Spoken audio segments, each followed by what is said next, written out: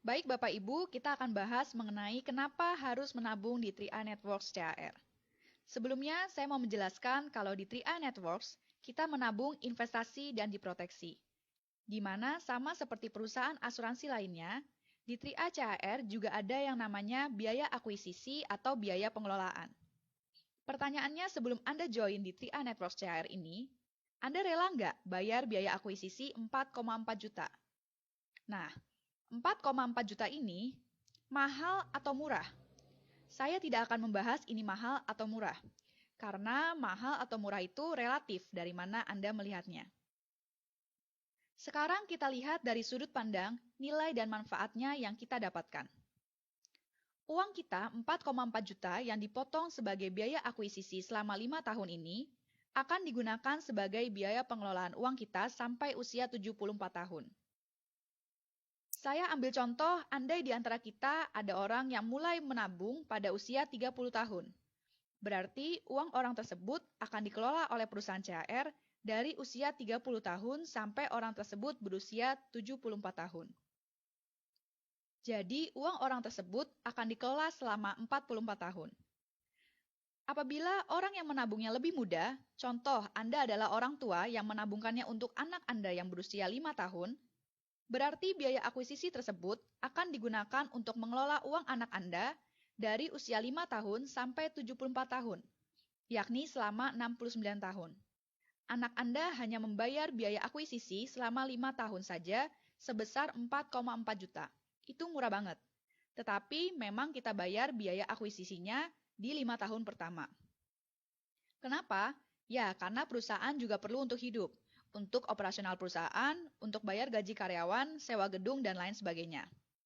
Nah, Bapak Ibu, kembali lagi apabila orang tersebut masuk usia 30 tahun, jika kita hitung dengan biaya akuisisi 4,4 juta, dibagi 44 tahun, maka satu tahunnya orang tersebut hanya mengeluarkan Rp100.000 untuk biaya pengelolaannya, atau sekitar Rp8.333 per bulan. Baik, sampai sini semoga membantu Anda memahami kenapa Anda harus membayar biaya akuisisi. Sekarang kita lanjut ke tabel ilustrasi perkembangan investasi Anda. Berapa manfaat yang Anda terima dari investasi Anda? Di sini ilustrasinya adalah seseorang yang mulai menabung di usia 30 tahun. Dia menabung setiap bulannya 350.000.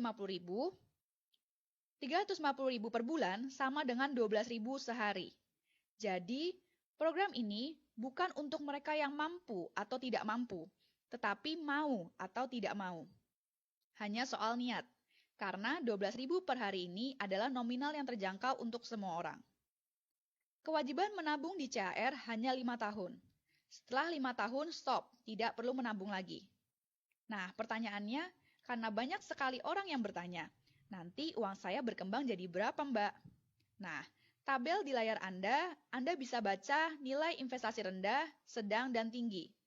Rendah 6%, sedang 14%, dan tinggi 20%. Maksudnya apa?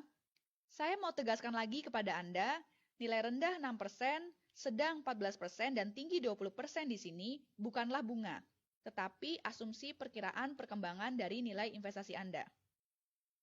Dan nilai ini juga tergantung dari niat Anda berinvestasi di CHR. Jika Anda berniat hanya untuk berinvestasi jangka pendek, kira-kira di bawah 5 tahun, maka Anda bisa asumsikan perkembangan tabungan Anda dengan nilai rendah saja. Kenapa? Karena uang Anda belum dikembangkan secara maksimal.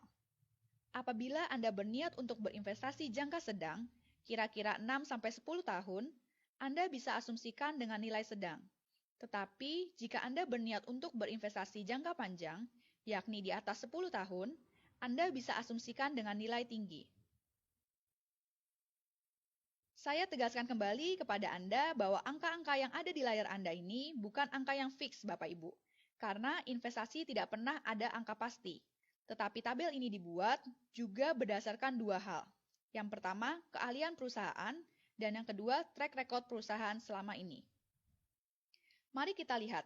Di sini seseorang memulai menabung 350.000 per bulan dari usia 30 tahun sampai 34 tahun. Selama 5 tahun saja. Kemudian stop.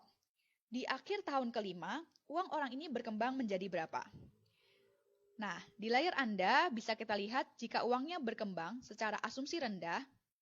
Seperti kita ingat tadi, modal uang kita 21 juta setelah dipotong biaya akuisisi 4,4 juta, sisanya 16 juta sekian.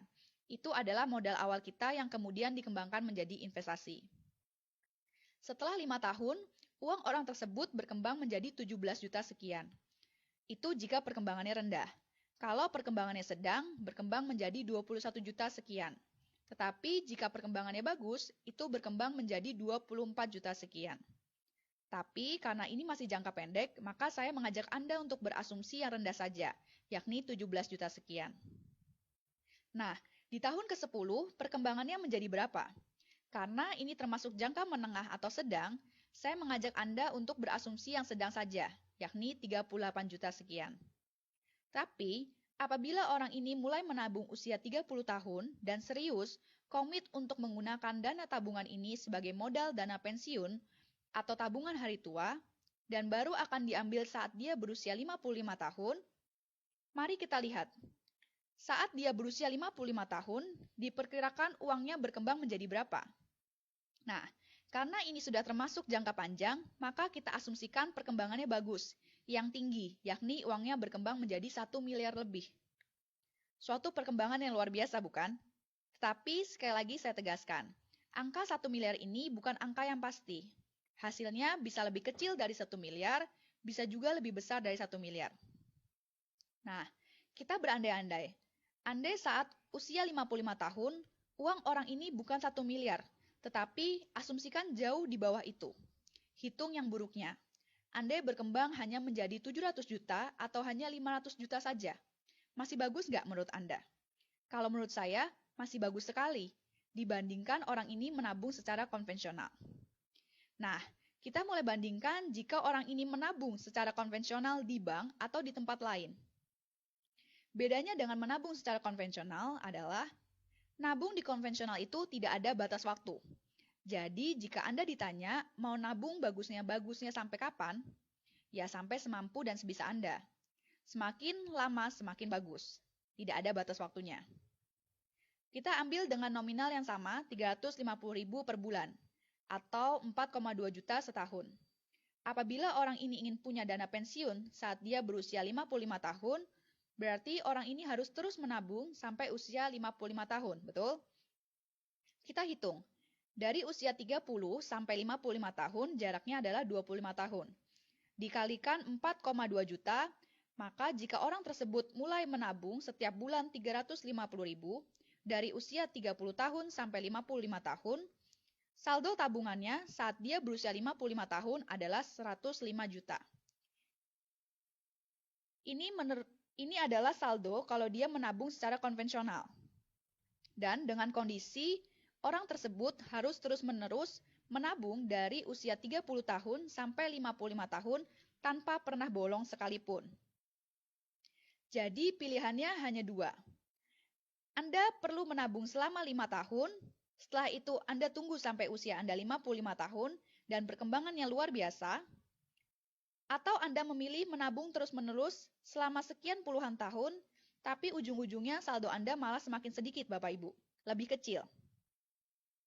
Nah, ini hanya perbandingan, supaya Anda punya gambaran apa bedanya nabung di CHR dan nabung secara konvensional. Tetapi saya tegaskan kembali kepada Bapak Ibu, program ini dibuat bukan untuk menggantikan tabungan konvensional, bukan untuk menggantikan tabungan di bank, karena sifatnya berbeda ya. Jadi, kalau kita menabung secara konvensional, itu untuk jangka pendek, untuk harian. Tapi kalau Anda menggunakan program ini, saya ajak Bapak Ibu untuk serius dan fokus menggunakannya untuk jangka panjang, karena program ini tidak cocok untuk jangka pendek. Untuk Bapak Ibu yang masih ingin lebih tahu tentang program ini, silakan mengikuti kuliah WhatsApp yang diadakan setiap Jumat jam 19.30 waktu Indonesia Barat oleh Satu Hati Tim. Acaranya gratis, hanya melalui WhatsApp saja, bisa disimak sambil santai di rumah. Caranya cukup hubungi orang yang mengirimkan video ini kepada Anda, karena orang tersebut punya akses untuk mendaftarkan Anda ke dalam kuliah. Semoga bermanfaat dan salam sukses Satu Hati.